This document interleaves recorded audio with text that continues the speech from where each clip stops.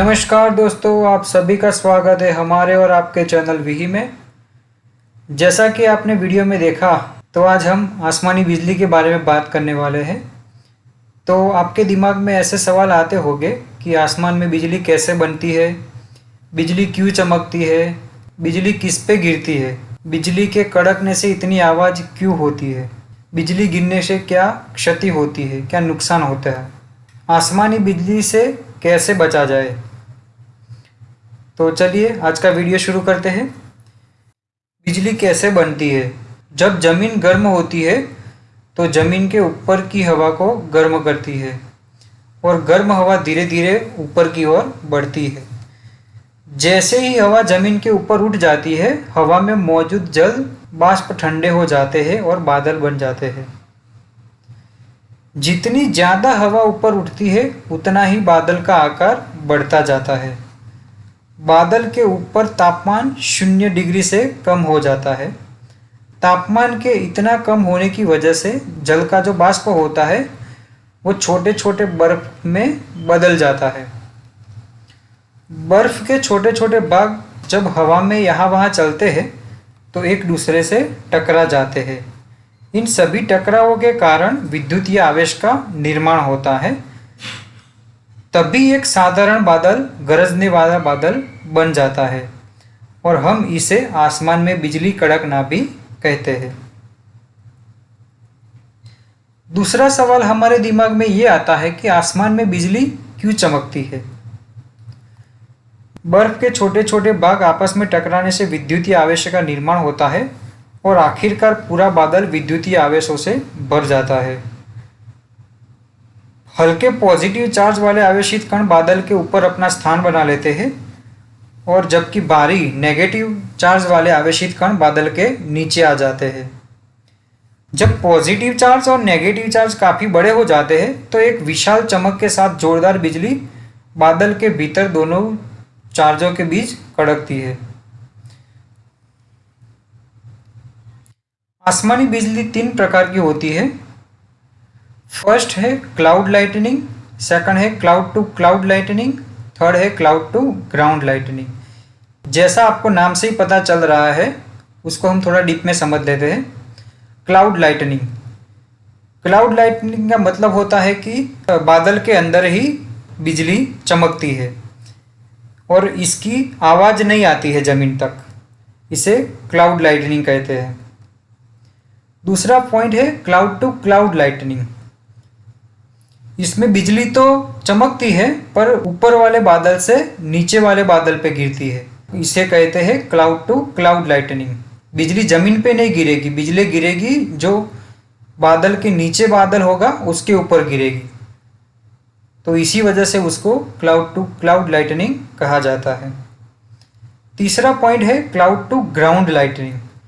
इसमें बिजली चमकती भी है और ज़मीन के नीचे गिरती है। अगला मुद्दा है बिजली क्यों गिरती है। पॉजिटिव चार्ज का निर्माण बादल के नीचे ज़मीन पर भी होता है, जो बादल के निचले हिस्से में नेगेटिव चार्ज के तरफ आकर्षित होता है।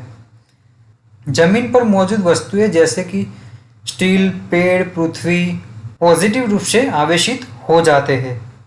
ज़मीन से पॉजिटिव चार्ज बादलों में पहले से मौजूद नेगेटिव चार्ज को एक चिंगारी से जोड़ता है और इसी के साथ एक जोरदार कड़कने की आवाज़ होती है और हमें एक चमकती हुई रोशनी दिखती है। बिजली 30 करोड़ किलोमीटर प्रति घंटे की रफ्तार से ज़मीन की ओर प्रवाहित होती है। बिजली किस पे गिरती है? जमीन का पॉजिटिव चार्ज किसी ढांचे के इर्द गिर्द केंद्रित होता है, जैसे कि पेड़, पहाड़, बिजली के ऊंचे ऊंचे ट्रांसमिशन टावर, ऊंची इमारतें, यहाँ तक कि इंसान या कहे तो आम लोग। जहाँ पॉजिटिव चार्ज होगी बिजली वही गिरेगी। पृथ्वी पर मौजूद जितनी भी ऊंची वस्तुएं हैं उन पर बिजली गिरती है। बिजली के कड़कने से इतनी आवाज़ क्यों होती है? जब बिजली कड़कती है तो बेहद गर्म होती है, जिसका तापमान लगभग 27,000 डिग्री सेंटीग्रेड होता है। एक फ्लैश अपने चारों ओर मौजूद हवा को गर्म कर देता है और यही गर्मी आसपास की हवा को तेजी से फैलने और कंपन करने का कारण बनता है, जो बिजली की चमक को देखकर थोड़ी देर के लिए हमें जोरदार आवाज सुनाई देती है।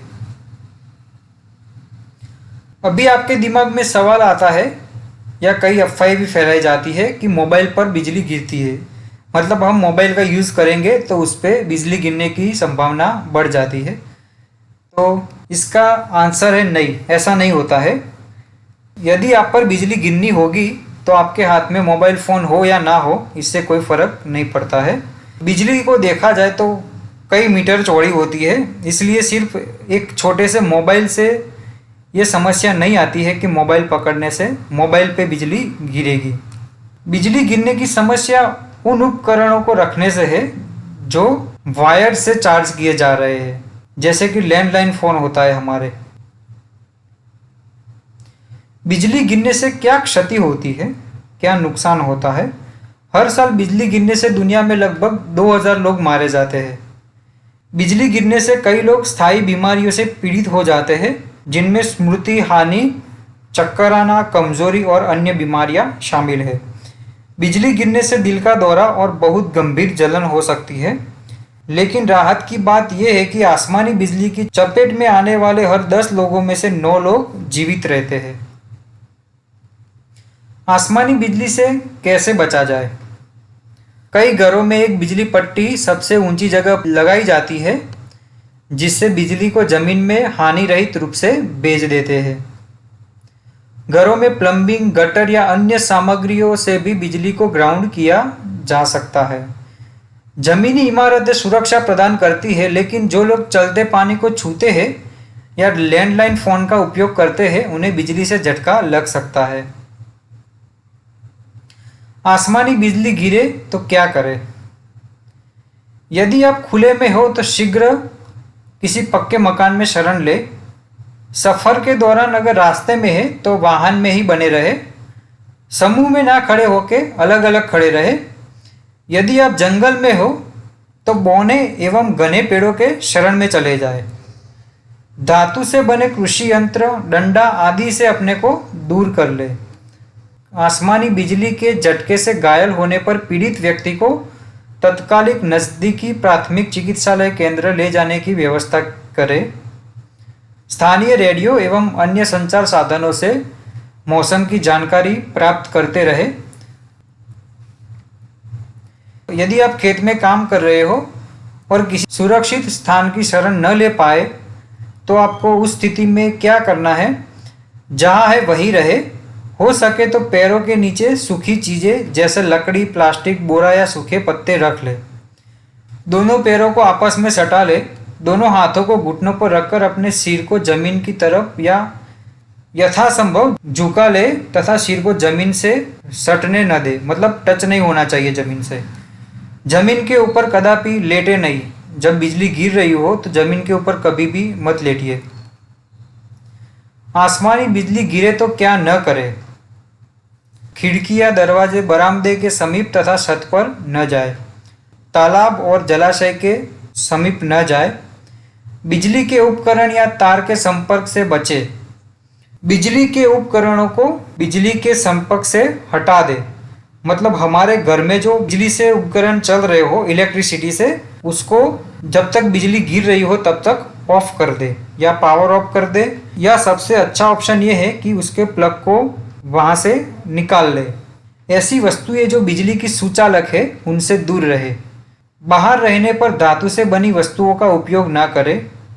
बिजली या टेलीफोन का खंभा, तार की बाड़, मशीन आदि से दूर रहे। ऊंची इमारत वाले क्षेत्रों में शरण नहीं ले। साथ ही बिजली एवं टेलीफोन के खंभों के नीचे कदापि शरण ना ले, क्योंकि ऊंचे वृक्ष, ऊंची इमारतें एवं टेलीफोन बिजली के खंभे आसमानी बिजली को अपनी ओर आकर्षित करते हैं। पैदल जा रहे हो तो धातु की डंडी वाले छाते का उपयोग ना करें। यदि घर में है तो पानी का नल, फ्रिज, टेलीफोन आदि को न छुए। वीडियो को अंत तक देखने के लिए आप सभी का शुक्रिया। Thank you.